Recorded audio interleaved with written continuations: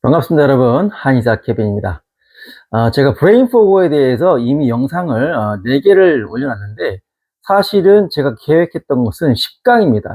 10강까지 해서 브레인 포그를 정리하려고 했는데, 이 브레인 포그에 대해서 유튜브라든가 네이버에 검색해보면 많은 내용들이 뜨는데요. 제 기준으로 봤을 때 만족할 만한 브레인 포그에 대한 설명과 또 치료 방법들을 찾기는 쉽지가 않습니다. 실제로 저는 브레인 포그 환자를 많이 치료를 해봤고요.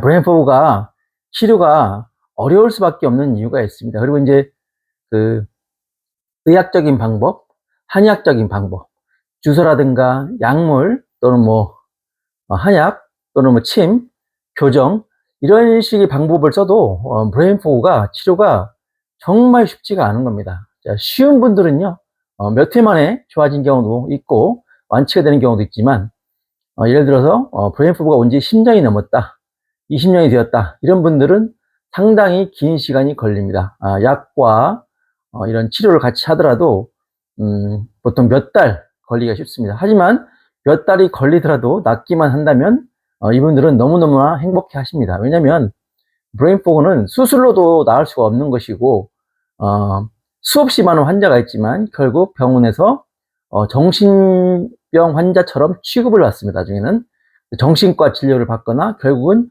정신과 약을 흔히服用하게 되는 그런 상황에 빠지게 되는 거죠. 그래서 오늘 제가 10강까지 하려고 했던 내용들을 좀 같이 겸해서 그냥 제가 말로 좀 설명을 하려고 그래요. 그래서 오늘 내용은 상당히 좀 내용이 중요하고도 길 거예요. 브레인 포그 때문에 고생하시는 분들 너무 많은데 저희 한의원에 오셔가지고 이제 좋은 반응을 보이시는 분들이 매우 많습니다. 이거는 뭐냐면은 제가 지금부터 설명하는 관점, 브레인 포그가 왜 왔을까? 그리고 이 항상 진단이 중요하죠. 진단이 틀리면 다 틀리는 거예요. 뭐 10억짜리 기계 가지고 CT나 MRI를 찍거나 해도 진단이 틀리면 의미가 없는 겁니다. 자, 브레인 포그 치료가 왜 어려운지를 여러분들 좀 오늘 자세히 좀 제가 설명을 드릴 테니까 브레인 포그로 고생하시는 분들 꼭 좀 오늘 영상을 끝까지 보세요. 영상 길 겁니다. 매우 길 거지만 이렇게 설명하고 여러분께 방법을 제시하는 유튜브 영상은 없을 겁니다. 자, 제가 준비한 영상을 한번 지금부터 설명해 드리도록 할게요. 자, 제가 브레인 포그 1, 2, 3, 4강을 올려놨거든요. 그 올렸을 때 거기 내용에 보면 주로 이제 체형에 대해서 얘기를 해요.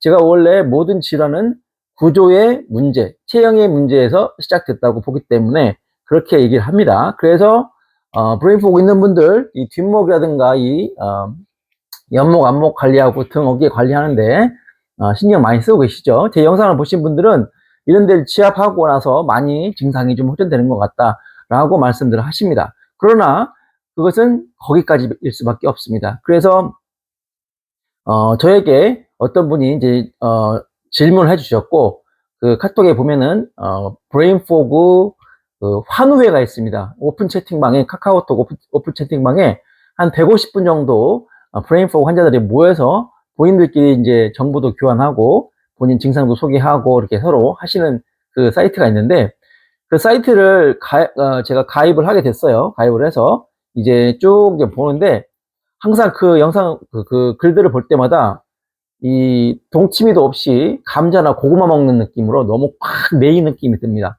너무 답답해서 사실 저한테 의뢰 주신 분한테 제가 한번 그 오픈 채팅방에 있는 150분을 위해서 제가 한번 영상을 찍어 보겠다고 계속 하다가 저도 미루다가 결국 오늘 영상을 켜게 된 거예요.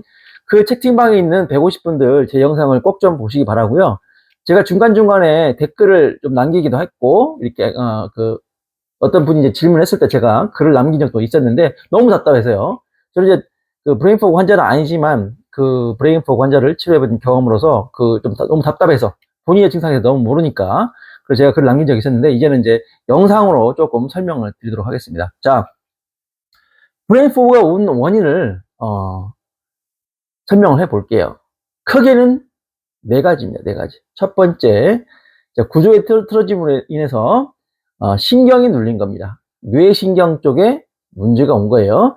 그래서 뇌신경에 일단 문제가 오신 분들이 기본적으로 첫 번째가 있고요. 두 번째는 뇌로 가는 혈관이 눌리거나 막히거나 심장의 박출력이 떨어지면서 뇌세포가 먹어야 될 피가 제대로 못 가는 거죠. 예를 들어 세 끼를 밥을 먹어야 되는데 한 끼 밥 혹은 이틀에 한 번씩만 피가 올라가면서 밥을 먹게 되는 거예요. 뇌세포가. 쉽게 말해서 알겠죠? 그래서 신경과 혈관은 늘 같이 가지만 신경이 눌리면 혈관도 같이 눌리게 되어 있습니다. 세 번째는 뇌척수액의 흐름에 문제가 있습니다. 뇌척수액이 만들어지는 것도 문제가 있는 거죠. 그래서 첫 번째 신경, 두 번째 혈관, 세 번째 뇌척수액입니다. 알겠죠? 이것들이 만들어지거나 이 신경 전달 또는 혈액 자체가 이제 혈관이 좁아지기도 하고요. 또는 피가 못 올라가기도 하고 혈관에 뭐가 끼기도 하면서 문제가 오는 거죠. 그래서 신경, 혈관, 뇌척수액. 나머지 하나는 뭐냐? 산소 공급에 문제가 오는 겁니다. 산소 공급. 원래 이제 혈액 자체가 그 헤모글로빈이 있죠. 그죠? 철이 있어가지고 산소를 공급하는 기능도 하지만 우리가 피가 전달해주는 산소 외에도 우리가 호흡을 해서 그것이 뇌로 이렇게 잘 가야 되거든요. 그런 것들이 다 문제가 오는 거예요. 그래서 사실은 혈액순환 자체에도 이 산소 공급에 얘기가 들어가지만 그 외에도 이 깊은 숨이 안 되는 분이 있고요. 공황장애가 있고 또 심장이 너무 느리게 뛰거나 너무 빨리 뛰거나 저혈압이라든가 고혈압이 있거나 그죠? 또 비염이 있거나 이러신 분들은 특별히 이 브레인 포그와 매우 연관이 깊게 됩니다. 아시겠죠? 그래서 신경이 눌려 있거나 그 다음에 혈액순환이 안 되는 거죠. 혈관이 막혀 있고 혈액순환 장애가 온 거고 혈액 자체가 매우 적은 경우가 있습니다. 그리고 뇌척수의 생성이라든가 뇌척수의 흐름, 뇌에 영향을 주죠. 영향이 아니고 영양, 뉴트리션, 영향을 주고 이 뇌척수액이 뇌부터 척수를 따라서 꼬리뼈까지 왔다 갔다 해야 되는데 그것이 이제 문제가 오는 거죠. 그 다음에 호흡 관련해서 산소 공급이 원활치 않게 되면 뇌에도 문제가 오는 거죠. 자, 이 네 가지를 기본으로 하셔야 되는데 이 네 가지 자체가 다 하나같이 쉬운 게 하나도 없습니다. 이것들은 전부 다 체형과 무지하게 관련이 깊어요. 우리가 어떤 증상을 설명할 때 이제 의사마다 진단 기준이 다르고 생각하는 것이 다르기 때문에 이제 그쪽으로 자꾸 몰아가죠. 저 같은 경우는 모든 걸 체형과 구조로 자꾸 몰아간다고 볼 수 있어요. 어떤 사람은 그럴 거예요. 체형이나 구조의학을 신뢰하지 않는 분들은 쟤는 맨날 뼈다귀 얘기, 맨날 틀어진 얘기 그것만 한다. 뼈가 틀어진 걸로 어떻게 간염을 잡을 수가 있느냐 이렇게 얘기할 수 있어요. 물론 그렇습니다.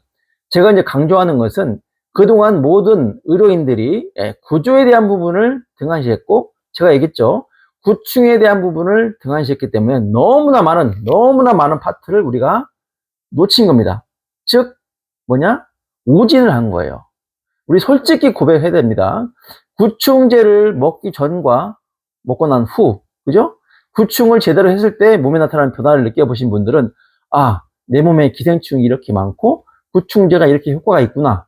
내가 겪었던 모든 불면증부터 두통, 어깨 아프고 머리 아프고 소화 안 되고 방귀 자주 끼고 설사하고 이런 것들이 구충약 며칠 먹었는데 그것이 사라졌을 때, 그죠? 그동안 먹었던 건강식품과 건강기능식품, 한약, 또 양약, 그죠? 이런 것들 도대체 뭐였느냐 이렇게 허탈해질 수가 있는 거죠. 그래서 의사라면, 의료인이라면 우리가 구충과 체형에 대한 부분, 구조의 틀어짐에 대한 부분을 신경 쓰지 않으면 안 됩니다. 그 부분이 사실 모든 질병의 첫 번째 원인이에요. 여러분들, 우리의 몸을 지배하는 것이 사실은 뇌고 내 자신 같지만 사실 우리 장 속에 있는 미생물이 내가 먹고 싶은 걸 결정하는 거예요. 내 몸에 있는 미생물이 갑자기 멜론이 먹고 싶어. 그러면 갑자기 멜론을 사러 가게 되는 겁니다.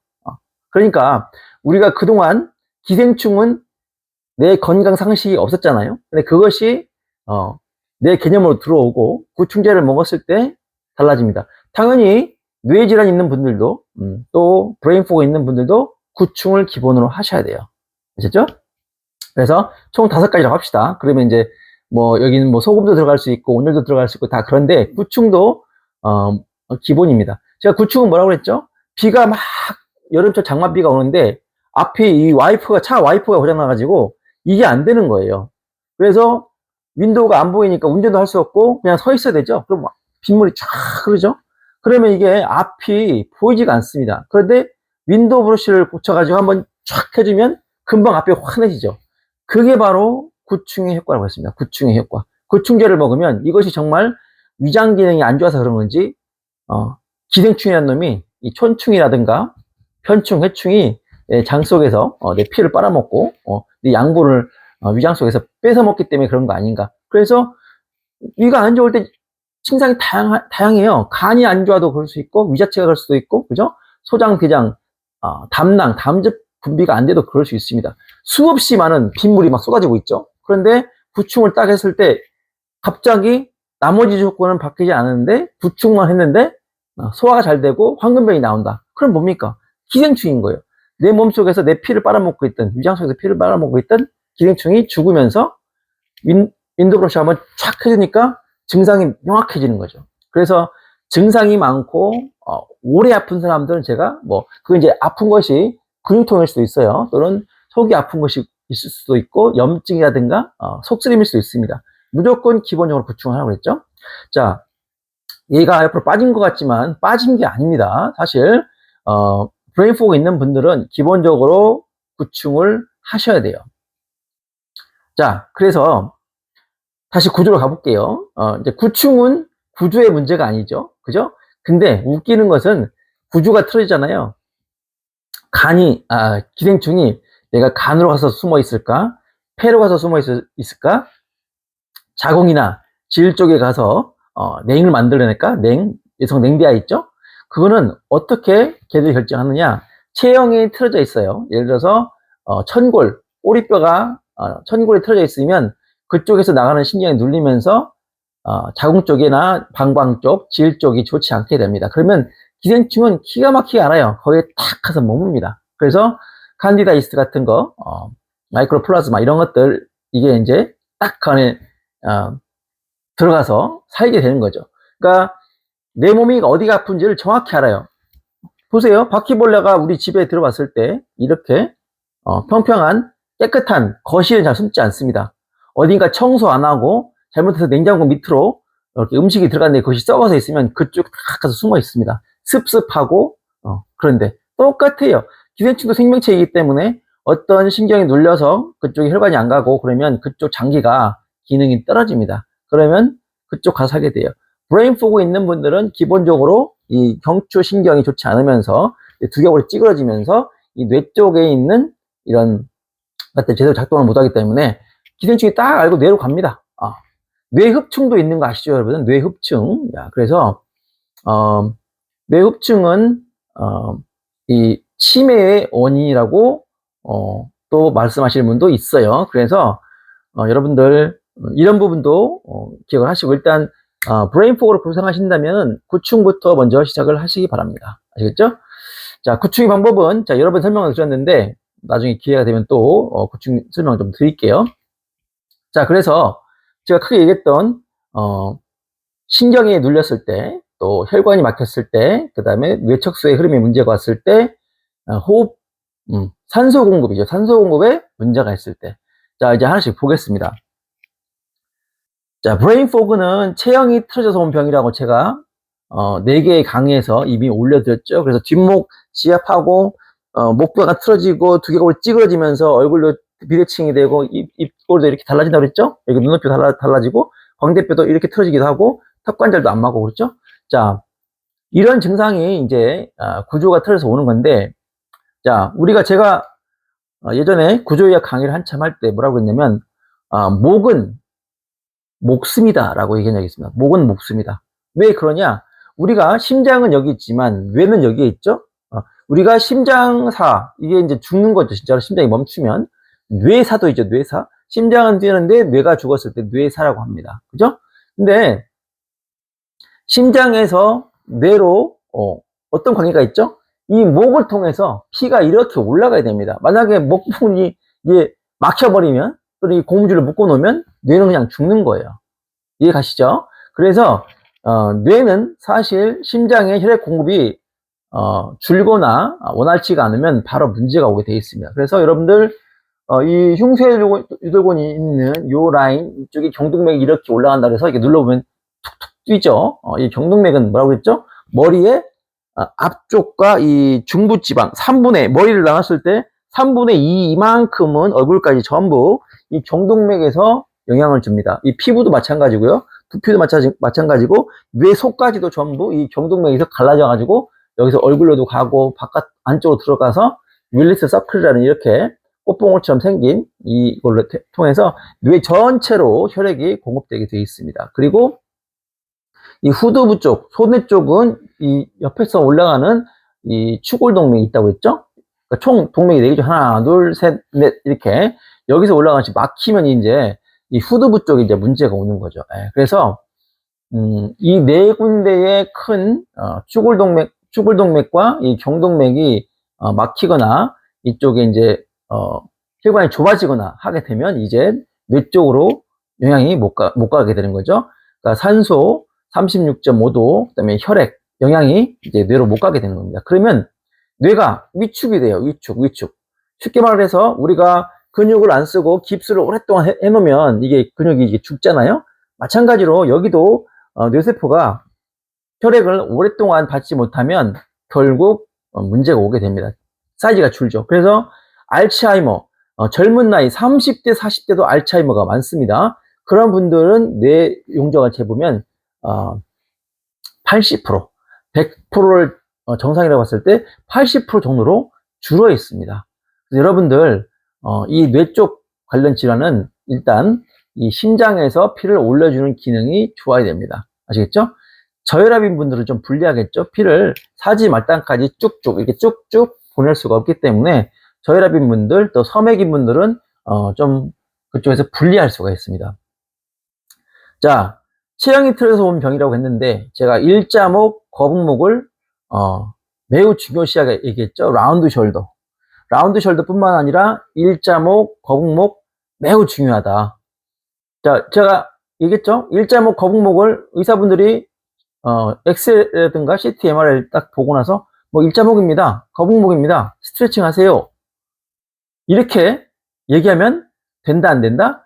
안 된다고 얘기했습니다. 왜냐? 일자목, 거북목은 제가 경추신경증후군, 이 경추가 틀어지면서 생기는 수십 가지의 증상들이 전부 이 일자목, 거북목 이런 거에서 또 지그재그목, 그죠? 제가 만들어낸 개념이 지그재그목이라고 했죠?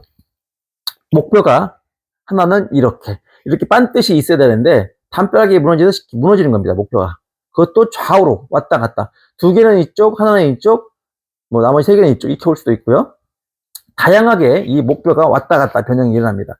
우리 손은 이렇게 보면 금방 익혀 있으면 틀어진 거 알 수 있죠. 하지만 목과 등, 허리는 우리가 아무리 협착이 되고 틀어졌어도 일반인들 알아볼 수가 없다고 그랬죠. 심지어 의료인들도 문제 있는 등을 보고도 판단 못하는 경우가 너무나 많습니다. 구조 쪽으로 신경을 쓰고 그쪽을 배우지 않으면 사실 알 수가 없어요. 마찬가지죠. 그래서 일자목, 거북목, 지그재그목이 있을 때 이 부분 때문에 브레인 포그가 오는 경우가 너무나 많습니다. 그런데 일자목, 거북목, 지그재그목을 고치기가 쉽냐? 쉽지 않습니다. 여러분들 유튜브에서 나오는 이렇게 물리치료사분들이라든가 정형외과 의사분들이 이렇게 설명해 주는 거 있죠? 여기를 이렇게 지압을 하고 이런 것들을 해서 나아질 수 있는 목이 전체 목에서 한 50% 된다고 치면 나머지 또 50%는요 아무리 그걸 해도 1도 소용없는 분도 많습니다. 물론 그 스트레칭이 나쁜 건 아니에요. 하지만 그 스트레칭도 사실은 일자목이냐 거북목이냐 지그재그목이냐에 따라서 구분을 해서 사실은 이것도 다 시행을 해야 됩니다. 아니면 더 나빠져요. 그런 경우가 너무 많죠. 자, 그래서 일자목, 거북목, 지그재그목, 라운드 숄더만큼 또 보선목 증후군도 이제 볼록 튀어나온 거 이런 것뿐만 아니라 문제는 일자등, 편평등, 그죠? 일자등, 그 평평하다는 얘기죠. 일자등, 편평등, 등이 이렇게 후만된 거, 오히려 이 반대로 전만이 된 등이 있죠. 그래서 이 등이 살짝 이렇게 굽어야 S라인을 이루면서 목이 이렇게 C자컵을 이루는 거예요. 이 목이, 이 뒷목, 목덜미가 C자컵을 이룰 수 있게 등이 이렇게 후만이 되어야 됩니다. 그래서 등이 약간 이렇게 뒤로 나온 것이 정상 등이라고 하잖아요. 그리고 다시 허리에서는 다시 살짝 들어가고 엉덩이 이렇게 튀어나오고 이런 형태인데, 자, 여러분들 일자목이 왜 됐습니까? 일자목이 된 것은 일자 등이기 때문에 그런 거예요. 등이 이렇게 되거나 약간 편평등이 되거나 그럼 역시자가 되겠죠. 이런 식으로. 자, 이것을 바로잡는 게 엄청나게 어려운 기술입니다. 의료인들도 이 부분을 고치기가 매우 어렵습니다. 자, 보세요. 뼈가 틀어져 있어요. 그런데 거기를 침만 놓으면은 이게 뼈가 그대로 있죠? 이렇게 틀어진 상태에 침만 놓기 때문에 잘 잡히지가 않습니다. 제가 우두둑 교정을 자꾸 강조하는 이유가 이것을 소리내서 뚝 하고 제 위치로 넣었을 때 하고 그냥 소리 안 내고 마사지만 하고 도수치료만 했을 때 이 뼈는 움직이지 않습니다. 제가 요양병원 할 때 엑스레이가 있었기 때문에 교정을 하기 전, 그다음에 우두둑 소리를 냈을 때 교정을 하고 나서 후에 제가 사진을 찍어봤다고 그랬죠. 우두둑 하면요 이 C자 커브가 예쁘게 살아납니다. 그거를 확인할 수가 있어요. 그러니까 그거는 언제든지 어느 병원에서 검증할 수 있기 때문에 이건 거짓이 아닙니다. 그래서 유지는 두 번째 문제예요. 유지는 제가 설명했죠. 유지는 도침을 놔서 침을 놔가지고 이 목을 목 뒷목이 있을 때 이 뒷목 근육이 두 개가 데칼코마니처럼 똑같이 둥글게 예쁘게 이렇게 채워 있어야 되는데 하나는 높고 두껍고 하나는 얇고 이런 식으로 돼 있기 때문에 이 두껍고 커진 근육이 자꾸 잡아 당깁니다. 뼈를. 그 뼈가 이렇게 넘어가는 거예요. 또 이쪽이 틀어졌으면 뼈를 이렇게 넘기면서 이 사람 뼈는 이렇게 돼버린 거죠. 이런 식으로. 그러면 이제 골치 아픈 거죠. 그럼 뒷목 제가 수없이 여러분들 목 아파 1강부터 15강까지 제가 목 아플 때 그 강의 올렸는데 보시면 여러분이 알 수 있겠죠? 목에 엄청나게 많은 변형이 생깁니다. 그런데 여러분 자 보세요. 일자목인데 목이 이렇게 지그재그로 틀어졌어요. 몸은 라운드가 됐어요. 등은 평평등이 됐어요. 이거 여러분 이것이 브레인포고를 유발하는 큰 원인이 됩니다. 그런데 이거 여러분들 스스로 이걸 고칠 수 있다? 쉽지 않습니다. 스스로 고칠 수 있는 사람 또 50% 보겠습니다. 나머지 50%는요 의료인의 도움이 필요해요. 여기를 두둑 교정하고 또 다시 틀어지지 않게 유지할 수 있는 거.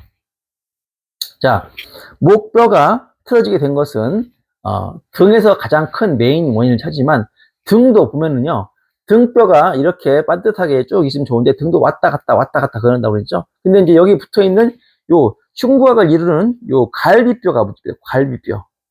예. 확인 좀 할게요. 마이크가 잘 작동되고 있는지. 예, 작동이 잘 되고 있습니다. 네. 자, 이렇게 갈비뼈도 같이 흉곽을 이루면서 틀어지기 때문에 이것이 틀어지는 원인이 또 이 골반에 있다는 겁니다. 골반에 틀어지는 원인이 고관절에 있고요. 또 엉덩이 근육에 있습니다. 이렇기 때문에 사실은 또 목이 이렇게 들어가신 분이 있고, 그죠? 그 다음에 목도 이 목이 뒤에서 봤을 때 반듯해야 되는데 이렇게 기울은 분이 있어요. 보면 목이 살짝 들어가신 분들이 있습니다. 이렇게 과장되게 표현해서. 그런 분들은 그냥 몸이 다 3D로 틀어진 거예요. 발목부터 시작을 해가지고. 그러면 그것을 바로잡아주지 않으면 잘 낫지 않는다. 브레인포고 나을 생각 못한다. 이해 가십니까? 그래서 그 원인이 저 밑에서부터 있을 때는 그걸 다 잡아야 되기 때문에 시간이 걸리는 거예요. 제 카페에 보면은 어느 한 분이 저한테 3번을 치료받고 눈만 조금 환해지고 잘 모르겠다고 그래서 확신이 안 서서 치료를 중간에 그만두었다라고 하시는 분이 있었는데 답답하신 겁니다. 네. 답답한 거예요. 본인이 스스로 치료를 포기하신 거예요. 네. 3회로 만약에 그분 몸이 많이 틀었다 그러면 3회로는 어린 반푼도 안 되는 거죠. 네. 이 등과 목만 교정하는데도 많이 틀어진 분들은 최소 10회입니다. 최소 10회. 올 때마다 침도 많이 맞아야 되고 30분 정도 저는 붙어서 교정과 도침을 한 분을 위해서 계속 하거든요. 잠깐 이렇게 침을 놓고 이 빨간불 탁 켜주고 나가는 게 아니라 30분 동안 붙어서 계속 그분을 이제 치료를 해줍니다. 그렇게 해도 시간이 오래 걸려요. 그러니까 여러분들 저한테 치료 받으러 오신 분들 아시겠지만 제가 땀을 뻘뻘 흘리면서 정말 힘들게 치료를 하죠. 그러니까 원장님 힘드시겠어요? 이렇게 말씀하시는 분들이 있습니다. 저는 환자 한 분하고 이렇게 한번 씨름을 한 느낌이 들어요. 교정까지 끝나고 나면 숨이 찹니다. 설명할 때 이렇게 이러면서 설명을 하죠. 네, 그렇게 힘을 쓰고 해줘야 사실 이렇게 일자목, 거북목, 지그재그목, 편평등 이런 것들이 잡히기 시작하는 거예요. 또 허리도 좌우로 많이 틀어지기 때문에 골반도 잡아야 되고 또 꼬리뼈, 이 천골이 왔다 갔다 틀어진 것도 잡아야 돼. 이게 정말 쉬운 수준이 아니거든요. 그러니까 어려운 거예요. 자, 지금 앞으로 할 얘기가 너무 많은데 벌써 체형, 목 하나 설명하면서 이렇게 벌써 25분까지 왔습니다. 자, 그래서요, 목뿐만 아니라 등, 흉곽 전체를 또 봐야 되기 때문에 이게 상당히 어려운 기술이고, 등이 또 이렇게 비스듬하게 많이 꼬인 분들, 그런 분들은 하체, 무릎, 발목, 엉덩이, 이 목은요 요만큼이기 때문에 여기를 침 넣고 우두둑 하는 건 쉽지만 이 허리, 엉덩이 쪽으로 골반 쪽으로 가게 되면요 엄청나게 많이 시간이 걸립니다. 제가 그랬죠. 치료받으신 분은 알죠? 허리 디스크가 있거나 고관절에 문제가 있을 때 엉덩이 한쪽과 고관절을 푸는데 최소 나를 5번을 보러 와야 된다라고 얘기해요. 엉덩이 한쪽 5번, 이쪽 5번입니다. 그렇게 하면 벌써 10번이죠. 이 천골은 또 빠진 거예요. 그만큼 시간이 많이 걸리는데 침을 예를 들어서 몇 방 놓고 주사 잠깐 놓고 해서 고칠 수 있는 수준이 아니라는 것을 여러분들이 미리 인지를 하고 오셔야 돼요. 그래서 브레인 포그도 체형 변화가 심하지 않은 분들은 빠르게 나을 수 있습니다. 또 오래되지 않은 분들은 빠르게 나을 수 있어요. 그래서 보통 여러분들 제일 궁금한 게 몇 회라고 하잖아요. 근데 몇 회라고 이게 적시를 할 수 없는 게 나의 개인차가 다 있고 상태가 다르기 때문에 이거를 말을 할 수가 없습니다. 그래서 심하지 않은 분들, 본인은 심했을지라도 체형 변화가 심하지 않으면 사실 뭐 5회, 6회 이렇게 해도 좋아지는 경우도 많이 있습니다. 그래서 그걸 허리 디스크 왔을 때 몇 번에 고칠 수 있을지 자꾸 묻죠. 환자 입장에서 궁금하니까 저도 그럴 것 같아요. 제가 환자라면. 그런데 그걸 명확히 답을 할 수가 없고 10회라고 하더라도 그 10회는 그냥 십진법에 의해서 그냥 9보다는 10이 편하기 때문에 한 것이지. 그죠? 10회라서 다 10회 만에 낫는 건 아니거든요. 이제 그런 게 있다는 걸 알아주시기 바랍니다. 자, 그래서 이제 브레인 포그 오신 분들 아니면 목 디스크, 목 안 좋으신 분들 오게 되면 제가 치료 시간이 우연히 겹쳐가지고 비슷한 분이 있으면 서로 와서 목을 제 목 한번 만져보고 이 환자분 목 만져보고 이렇게 비교를 하라고 합니다. 그러면 서로 이렇게 만져보다가 케빈 목은 부드럽네요. 금방 알죠. 딱딱한 목들이 있습니다. 협착이 심하게 돼가지고 뼈와 뼈끼리 들러붙고 내 체형에 비해서 목을 딱 만졌을 때 목이 두툼하고 딱딱한 목들이 있습니다. 그런 목들은요 정말 강력한 치료가 아니면 안 돼요. 정말 그 러시아 우크라이나 전쟁 나갔을 때 소총으로 쏘는 거하고 그죠?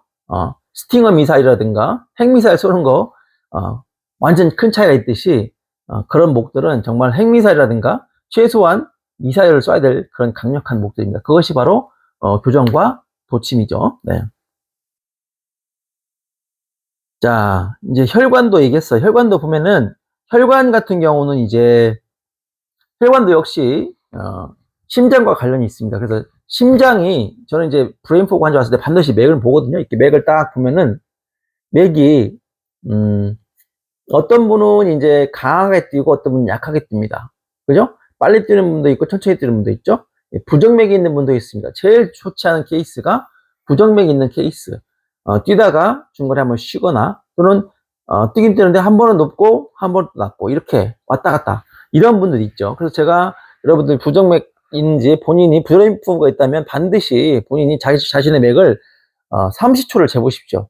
타이머 해놓고 30초 동안 몇 번이 뛰는지를 보셔야 됩니다. 그래서 이 몇 번 뛰는 건지를 확인해서 항상 기재를 해놓으시고 또 내가 부정맥이 있는지 없는지를 기본으로 아셔야 되는데 이런 것들도 지금 안 돼 있어요. 그래서 그 지금 오픈 채팅방에 있는 150분 제 영상 보고 있으면 30초 동안 몇 번 뛰는지 재보세요. 그리고 맥이 센지 약한지 그리고 좌우 맥이 또 완전히 다른 분이 있습니다. 한쪽은 굵고 많이 뛰는데 한쪽은 잘 잡히지도 않고 엄청 약해요.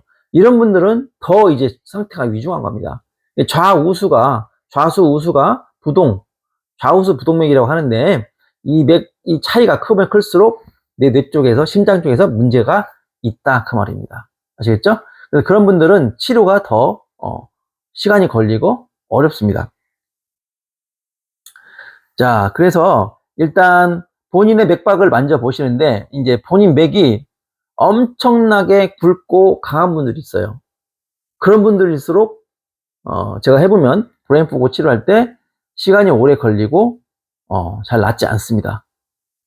본인이 어떤 상태인지를 알아야 내가 내 예후를 예측하고 얼마나 오래 걸릴지를 파악을 할 수가 있는 겁니다. 자, 그래서 혈관이 이제 나이 들면 자꾸 좁아지죠. 근데 브레인포그는 나이와 크게 상관없이 어린 친구들도 많이 와요. 어린 친구가 왔다 그러면 보통 부모님이 고혈압을 갖고 있거나 부모님이 혈관이라든가 혈압 쪽에 문제가 있는 분들이 많습니다.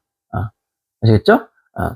그래서 이제 여기서 목도 보면은 이 흉쇄골근에서 이 근육이 눌러보면 아파요. 그런 분들은. 그래서 이 경동맥이 여기 올라가는 길이 이렇게 올라가는데 여기서 1차로 이 흉쇄골근이 굳어버리면 이 경동맥을 압박하죠. 또 40대가 넘어가면 음식 함부로 드신 분들, 안 좋은 거, 고기라든가 이런 것들, 라면 같은 거 많이 드신 분들, 치킨 많이 드신 분들은 이 경동맥 초음파 해보면 막히기 시작합니다. 40%, 30% 이런 식으로. 그래서 여기가 막히가면서 피가 올라가는데 방해가 되죠. 그래서 일단 이 흉쇄유돌근도 눌러보세요. 맥을 먼저 봤으면, 본인 맥을 파악을 했으면, 이 흉쇄유돌근을 이렇게 꼬집듯이 이렇게 깊이 근육 전체를 이렇게 꼬집듯이 눌러보면, 특히 여기 중에 중간 부위가 제일 많이 아플 수 있어요. 여기가 바로 경동맥이 올라가는 자리이기 때문에 이 부위가 제일 많이 아플 수 있습니다. 그러면 이분은 이 흉쇄유돌근 지압하는 법과 이 경동맥 관리를 하셔야 됩니다. 아시겠죠? 자, 그래서 이제 혈관은 기본적으로 브레인포그 오신 분들은 뇌혈관이 좁아졌다 이렇게 판단을 하셔야 돼요. 뇌혈관이 좁아졌다. 그래서 이 뇌혈관이 좁아지면서 심장이 박출해도 끝까지 피가 못 올라가고 그 힘이 약한 것 뿐만 아니라 뇌혈관이 좁아지면서 피가 제대로 순환이 안 된다는 얘기죠. 그래서 저는 이제 그 브레인포그 오신 분들은 기본적으로 뇌혈관을 확장하는 그 기능이 있는 한약이라든가 그런 것들을 여러분께 처방을 합니다. 그래서 저는 우울증, 불면증, 뇌전증, 그죠? 뇌전증, 그 다음에 불안증, 그 다음에 브레인포그 이런 경우는 반드시 한약 치료를 같이 하고요. 그 다음에 치료 기간이 발병 기간이 10년이 넘었다 이런 분들은 무조건 몇 개월 이상 그 약을 드시게 합니다. 그래서 혈관을 넓혀줄 수 있는 그런 약들이 있거든요. 이제 그런 약들을 드시게 하고 우리가 한약으로 따지면 천궁이라는 약이 있어요. 천궁. 예. 천궁이라는 약이 이제 혈관을 넓혀주면서 끝까지 피를 보내는 그런 역할을 해요. 그래서 그런 처방이 기본으로 그런 한약재가 기본으로 들어간 처방을 해드립니다. 그러면 이제 많이 좋아지시죠. 예. 그래서 혈관 관련해서 혈액순환에 문제가 있는 분들은 이제 반드시 제가 목도 지압을 많이 하라고 했죠. 옆목이 중요한 이유, 앞목이 중요한 이유, 뒷목이 중요한 이유 하면서 제가 머슬로 지압기로 여기를 자꾸 지압을 하고 있었죠. 예, 그런 이유가 있는 겁니다. 자, 그리고 뇌척수액. 이제 혈관 했으니까 뇌신경.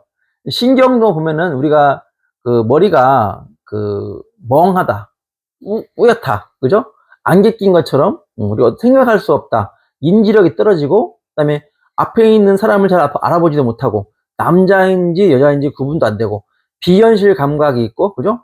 어떤 분은 환심, 환청까지 들리는 경우도 있습니다. 그래서 그런 것 자체가 사실은 뇌신경이라든가 뇌혈관 쪽에 이제 문제가 오면서 발생하는 거예요. 예. 그래서 제가 이제 최근에 조현병을 20년 동안 알았던 분이 있었는데, 처음에 왔을 때 정말 눈도 못 마주치고 뭐 거의 말할 수 있는 게 없었고, 눈이 완전히 눈에다 스포이드로 물 한 방울 떨어뜨린 것처럼 눈이 이렇게 막 눈물이 가득 찬 눈으로 이렇게 뭐 질문해도 답도 거의 못하고 그랬던 분이었고, 그분이 이제 정신과 약을 20년을 쳤는데 환각까지 있어서 엄청나게 이제 환청 증상이 오면은 완전히 몸이 악화되면서 이제 문제가 심했던 분인데, 그분 제가 환청을 잡아드렸거든요. 예, 잡아드렸는데 쉬운 과정은 아니었습니다. 그런데 이제 그분들 어떻게 했느냐, 똑같이 구조를 문제를 보고 또 심장에 그분은 문제가 많았어요. 심장이 약하게 뛰면서 매우 빨리 뛰었거든요. 그런 것들을 잡아주니까 정말 생각지도 못하게 너무나 많이 좋아져서 지금은 저랑 농담을 할 정도로 너무 많이 좋아져서, 이제 어머니께서 내 인생이 바뀌었다라고 얘기하십니다. 왜냐면 딸 때문에 아무것도 사실 못하는 상황이었는데, 따님이 이제 집에 혼자 있을 수도 있게 되고, 일상적인 대화가 가능하게 되니까 너무나 저를 이제 감사하게 생각하는 거죠. 아, 그것이 이제 체형과 심장이라든가 이런 것들과 관련이 있다는 거예요. 그러니까 조현병이면 사실 우리가 거의 우리 뇌질환의 끝판왕 아닙니까? 그런데 이제 그런 분들도 눈이 땡그레지고 대기실에 앉아있을 때 제가 나가면 씩 웃고 이렇게 발을 꼬기도 하고, 이제 내가 뭐라고 했을 때, 계란 드세요. 그랬더니, 뇌출혈도 괜찮아요? 뭐 이런 얘기 하니까 어머님이 듣고 깜짝 놀라시는 거죠. 저런 얘기를 사실 불가능한 얘기인데 그걸 다 하니까. 그래서 얘기해도 다 알아듣고 이제 완전히 좋아지신 거죠. 그러니까 그게 다 뭐였냐면은 지금 제가 했던 이 네 가지를 기준으로 해서 몸을 본 겁니다. 그러니까 제가 항상 구조를 얘기할 때도 숨은 통증을 찾아라. 내가 평소에 어깨가 아프지 않는데 눌러보면 너무나 아파요. 숨은 통증. 이것은 문제가 있는 겁니다. 그래서 이분은 경추, 흉추, 얼굴 쪽, 그다음에 등, 심장 관련, 오장육부 관련, 소화, 변비 이런 걸 다 하나씩 그분의 문제를 보고 찾다 그 부분을 해결하면은 이것이 선순환이 일어나면서 전부가 좋아질 수 있다는 걸 이번 또 그분을 통해서 알게 됐어요. 우울증도 사실은 너무나 잘 나는 질환인데, 우울증 때문에 고생하시는 분들 너무나 많죠. 어떻게 저는 치료하느냐? 이 방식과 거의 유사합니다. 아까 우울증도 체형에서 왔다 그러면 여러분 웃기는 소리 하고 있네 라고 말할 거예요. 우울증이 체형이어서 왔다, 구조가 틀어져서 왔다. 그런데 그런 분들 몸에서 딱 몇 군데만 보면 하나같이 심하게 틀어져 있습니다. 그래서 그런 부분을 교정해주면서 뇌순환을 시켜주는 약을 쓰고, 또 그분 심장이라든가 소화 상태, 대소변 상태를 보면서 이렇게 해주면 좋아지는 걸 제가 경험하면서, 야, 이게 우울증이라는 것은 못 고치는 걸로 알고 병원 약만 먹어야 되는 걸로 알고 있는데, 그런 것이 변화가 쉽게 와요. 그만큼 목은 목숨이고 숨은 통증 찾아야 되고요. 틀은 체형 바로잡고, 이것이 정말 중요합니다. 저는 그래서 이 구조를 공부하지 않았던 한의사 초기 한 10년 동안은 엄청나게 헤맸습니다. 엄청나게 헤매고, 얘기했지만 저는 명의가 되기는 틀렸구나. 그래서 얍삽하게 다양한 테크닉 배워서 그런 걸로 빨리빨리 좀 환자들 좀 좋아지게 하는 걸 정도만 하자 하고, 제가 얘기했죠. 제가 강의비를 지금까지 현금으로 4억 8천 정도 들었다고 했죠. 제가 이번에 작년 11월에 오픈하기 전에도 거의 1,000만 원 넘게 들여서 새로운 교정법이 있다길래 그 교정법을 배우고 다른 것들도 몇 개 더 배우러 갔었습니다. 도구를 이용하고 했는데 효과가 1도 없어서 도구 사놓고 쓰지도 않고 있습니다. 그래서 저도 왜냐면 새로운 트렌드를 알아야 되기 때문에 투자를 계속 하죠. 그래서 그렇게 많이 배워서 이제 써본 거죠. 자, 치료를 하면 할수록 구조는 중요하다. 그런데 구조가 다는 절대 아닙니다. 암 환자를 구조만 교정해 잡을 수 있느냐? 불가능합니다. 당뇨, 혈압을 구조만 잡아서 할 수 있느냐? 불가능합니다. 이럴 경우는 우리가 이제 그 영양치료 같은 것도 같이 가야 되고요. 독소도 해결해야 되고, 이제 그런 부분들이 많이 있기 때문에 구조만 갖고 제가 치료한다고 할 때 말씀을 드릴 수가 없지만, 우리가 치료를 함에 있어서, 진단을 함에 있어서 구조, 체형의 문제가 엄청나게 1번으로 중요한데도 그 부분을 너무나 보지 않고 있기 때문에 문제가 있다고 하는 거죠. 브레인포그도 마찬가지예요. 자, 뇌척수액 보면은 이 뇌실에서 이 뇌척수액이 만들어져서 뇌 충격 부딪혀도 안에 물이 있기 때문에, 피가 아니라 그 뇌척수액은 이제 약간 액체죠. 피가 아닌 액체인데 그것이 이제 충격 보호를 하기도 하고, 이 뇌 속에 이제 우리가 생각하고 하다 보면 열도 오르고, 그죠? 그럼 열을 꺼주는 역할도 하고요. 또 뇌에 영향을 주기도 합니다. 뉴트리션. 그 다음에 이제 뇌에 생긴 노폐물을 이렇게 빼서 이렇게 순환시켜서 배출시키기도 하죠. 이제 그 뇌척수액은요, 이 뇌하고 척수, 그 다음에 말초신경이 있는데, 여기서 이것이 뼈가 틀어지면 그 속도가 느려집니다. 이게 반듯하게 뇌척수액이 왔다 갔다 할 때하고 등과 흉곽이 틀어졌을 때 뇌척수의 흐름은 느려지기 때문에 우리가 방을 매일 청소하는 거하고 한 달에 한 번씩 청소하는 거는 완전히 차이가 나죠. 똑같은 거예요. 뇌척수액의 흐름이 왜 느려지냐? 척추, 틀어짐. 그죠?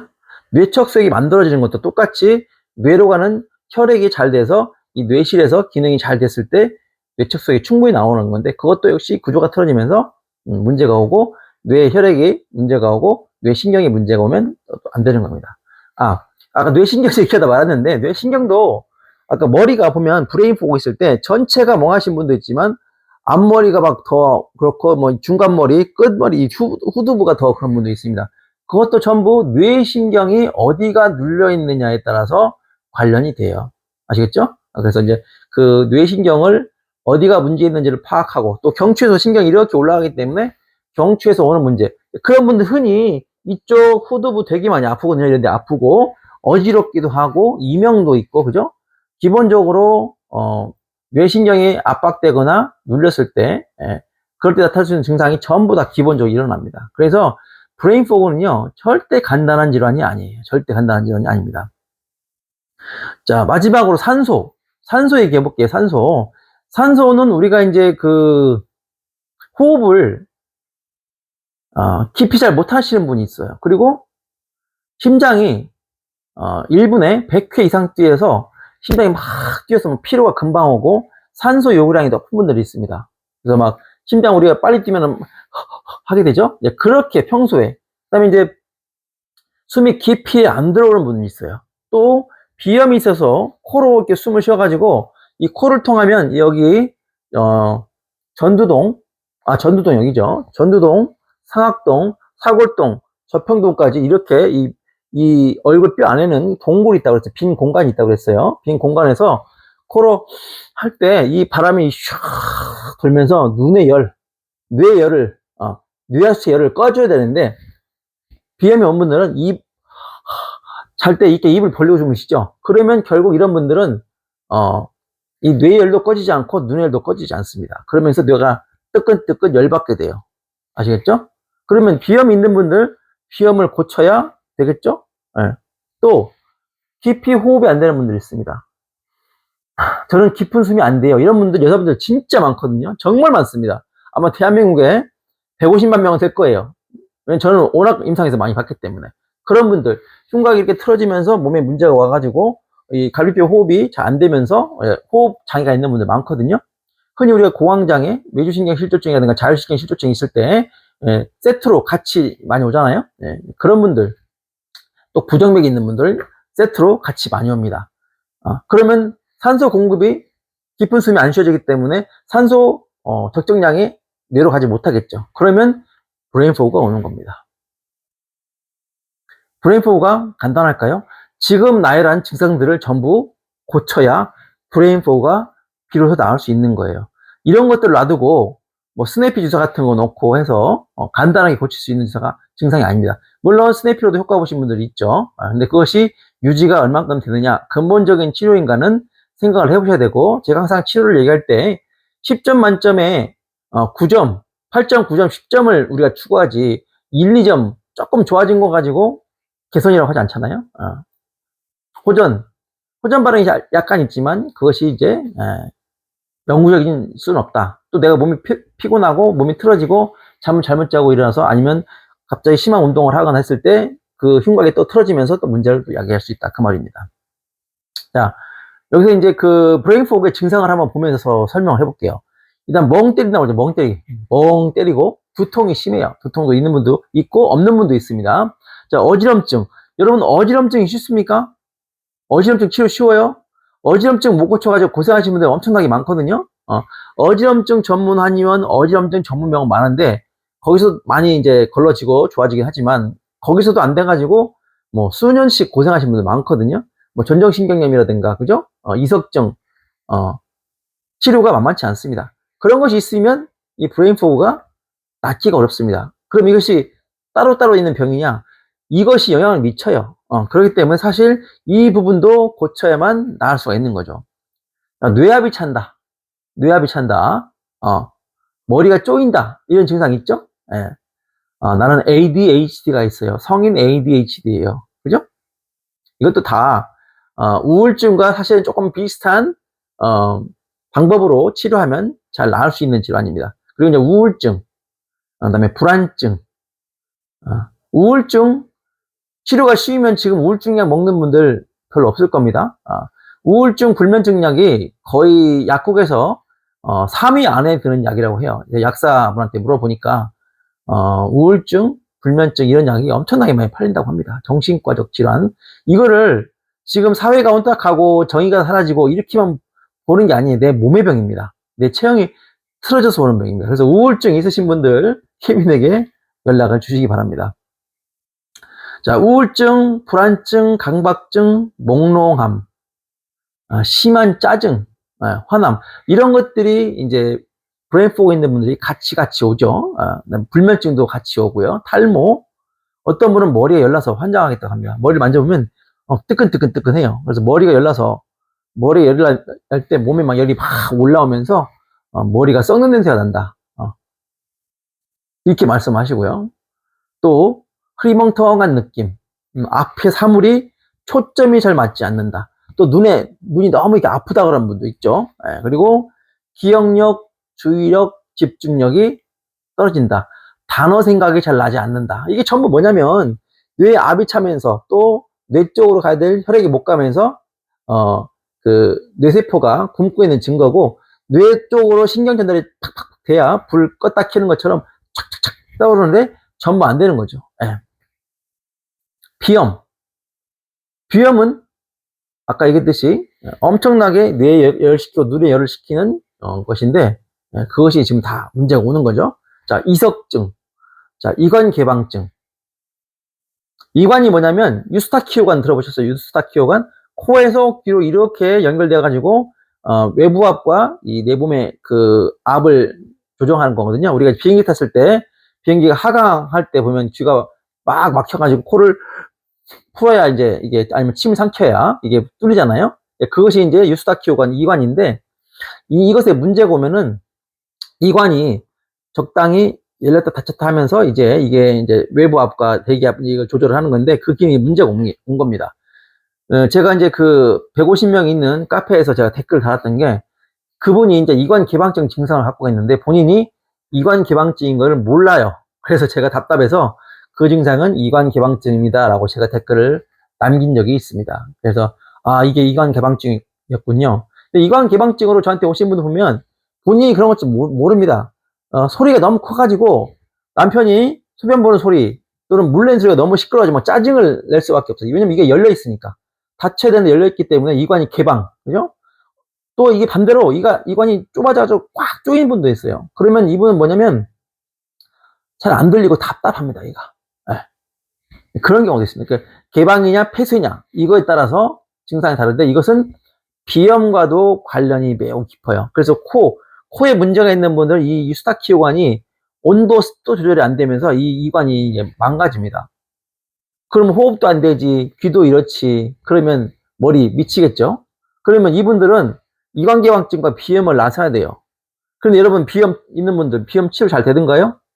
비염 전문 한의원 병원 가도 잘 낫지 않고, 또 어떤 코로 숨이 안 쉬어진다고 해서 비중격 수술을 하죠. 그래서 수술하고 사실 재미 보신 분들은 제가 한 10명 중에 1명꼴로, 나머지 9명은 다 수술 괜히 했다 이렇게 말씀을 해주신 분들이 많았습니다. 그렇듯이 이게 이제 귀와 코가 문제가 왔을 때 이 브레인포그 오면은 이 문제로 이거를 고치지 않으면 안 낫는 거예요. 그러니까 여러분들, 이관개방증, 비염이 쉽게 낫느냐, 이명이라든가 난청, 어지럼증이 이 같이 브레인포그 관련 있는데 이거 쉽게 낫느냐. 여러분, 이명 고치면 제가 명이라고 했죠? 쉽지가 않습니다. 그래서 브레인포그가 절대 만만한 질환이 아니에요. 또 시력이 저하고 눈이 침침하고 눈이 흐릿하다는 말씀을 많이 하십니다. 앞에가 뽀얗고 눈이 뻐근하고 아프다는 말도 많이 하시고, 눈앞이 흐리다. 자, 그리고 이런 분들은 대부분 목이 평소에 너무 아프고요, 이 양어깨가 너무 짓누르고 무거운 분들이 많습니다. 그래서 이분들 목 디스크 있는 분들 많고요, 일자목, 거북목, 아까 말했던 지그재그목, 흔히 많습니다. 그리고 이 버섯목 증후군도 있고요. 그래서 늘상 목 어깨가 뻐근해서 늘상 이렇게 해가지고 이렇게 뚜둑해야 좀 편하고 이런 분들 많죠.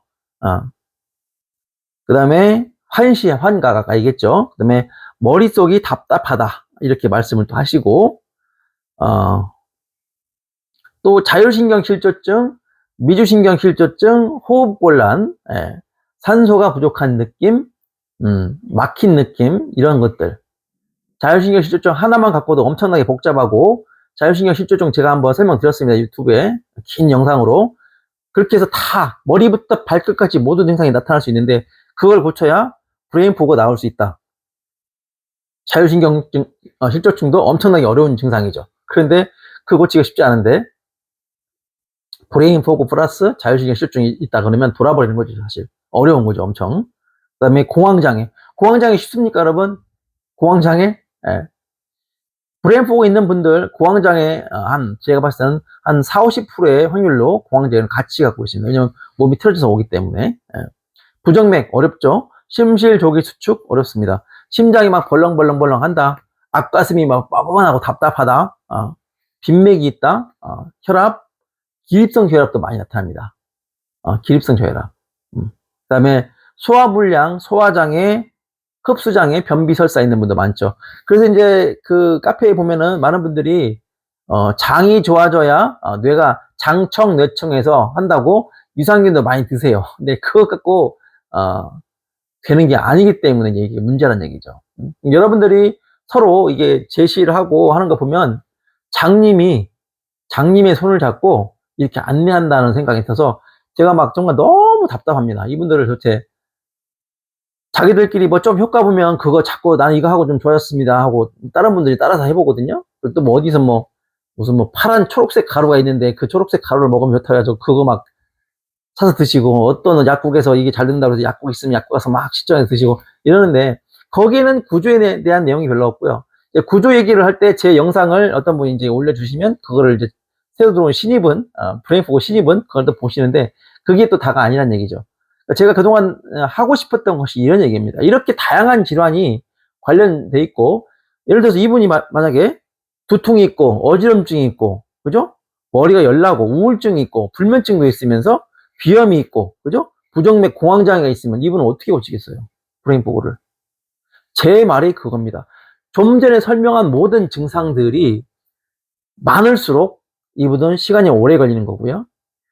끝판왕은 뭐냐면 아까 심장맥이 많이 뛰고 빨리 뛰고 이런 분들이 좀 어렵고 그리고 기억력, 인지력, 이해력까지 문제가 오신 분들은 이분은 최소 10년이다. 이분들은 저한테 오시더라도 몇 개월을 약을 먹고 몇 개월을 치료를 하셔야 됩니다. 자, 쉽지 않죠. 절대 쉽지 않습니다. 근데 브레인포그를 치료한다고 하는데 구조에 대한 문제를 잡지 않고 뭐 약을 쓰거나 주사를 하거나 침을 놓거나 이렇게 해서 교정을 하거나 해서 잡는다. 저는 많은 부분이 좀 빠진 게 아닌가 이렇게 생각을 합니다. 구조의 입장에서 오는 질병이라고 생각하기 때문에 구조를 제외한 나머지 치료를 하면은 저는 10점 만점에 그게 과연 몇 점짜리 치료일까? 효과는 있을 수 있어요, 당연히. 그러니까 어떤 분은 그 정신과 약 같은 거 먹고 확 좋아지고 이런 경우도 이제 그분들이 이제 쓰는 댓글에 보면은 채팅창에 보면 이제 있습니다. 그래서 양방약도 효과는 있구나라고 저도 이제 보면서 이제 배우기도 하고 그러는데 당연히 구조가 틀어지거나 또는 뭐 아까 했던 어지럼증이 해결 안 되고 난청, 이명이 해결 안 되면 이분들은 이제 일부는 좋아지지만 그런 부분이 유발 요인이기 때문에 해결이 안 되면 이제 안 낫는 거죠.